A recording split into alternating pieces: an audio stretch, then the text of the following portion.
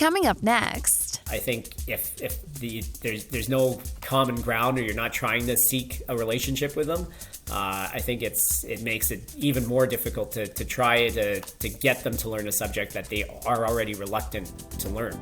The Job Talk podcast shares stories from people who are passionate and love what they do in their careers. Through conversation, we explore their careers, past work experiences, and the education that got them to where they are now. We are putting together a Career Crisis Ultimate interview series. We are asking experts to give their best advice and guidance around work anxiety, career pressures, career goal setting, and ultimately, career transformation. To learn more about this special interview series and get notified when it's available, please visit our webpage at thejobtalk.com/help. This is the shortened version from our in-depth conversation. Please visit thejobtalk.com to find the full episode. Today's guest is Peter Medina. Here's our job talk with the junior high teacher. Through your 19-year career as a teacher, I imagine you've seen every type of student, and you've probably learned different techniques on how to get through to them. How do you handle a reluctant student? And that could also mean maybe behavior issue with the student as well. Yeah, I think first thing is it's got to be relationship building. So once you kind of develop a relationship with your students, it should ideally make things a little easier for you to teach them.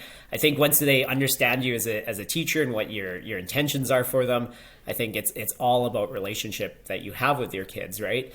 I think if there's no common ground or you're not trying to seek a relationship with them, I think it makes it even more difficult to try to get them to learn a subject that they are already reluctant to learn, right? So I think you've got to show them like what you're here for, what you can do for them.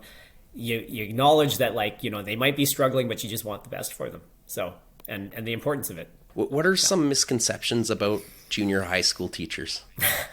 I think the number one thing is just as soon as the day starts, say call it a 8 to 3 job or a 9 to 3 job. That's where you spend your hours. And then as soon as you walk out the door at 3 o'clock or, whatever, that's the end of your day, right? I think a lot of people think that, but I think, I'll give you an example here. So when you look at somebody that is married to a teacher, they're in a relationship and the other partner is not in the teaching profession, they question it. It's well, why are you not spending time with me? Or why do you have to do this on the weekend? Just this most recent last part of the year, I was spending after 3 o'clock to about 4:30, I'm coaching track, right? To get kids ready for a track and field event. That takes me to 4:30 and then leaving the building, still wrapping up stuff afterwards. And I'm probably out the door by 4:45, 5 o'clock. What is the most rewarding gift you've received from a student at the end of the year? Because I believe that still happens, doesn't it? Students will bring in things for their teacher. Yeah, as a junior high teacher, it gets a little... I get a little less and less, I think. Just, they got to up their game a little bit, maybe. If you're looking at more emotional gifts, I think...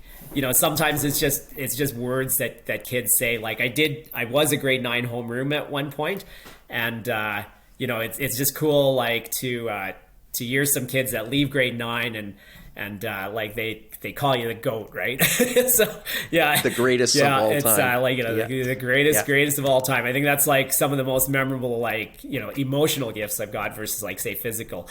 Because I am a junior high teacher, it's starting to get to that part where you're teaching younger siblings of kids that are now either graduated high school or going into university and stuff. And they came back to visit this year. So I'm chatting with kids that are entering their first year of university or some of them into second year university. So I think that's the other gift that you can, that I really love about the job. It's they tell you what they're up to. They're still learning. I think that's what's really important. I could care less what they're doing afterwards. It's just, I think what's most important is that they didn't drop out of school, right? They didn't give up on it. And I think for them to come back and say, hey, you know what, this is what I'm doing. And you're just wow, I taught you so long ago, but you've figured it out. You're doing something now that's productive. It's exciting. It's such a neat feeling to see like, hey, I'm teaching your younger brother or sister right now. I taught you like years ago, and this is what you're up to. I think that's one of the other most rewarding gifts you can get from this job. Thank you for tuning in to the Job Talk podcast. For more information, please visit us at thejobtalk.com. Our podcast music was created by our friend Mike Malone in Edmonton, Alberta, Canada.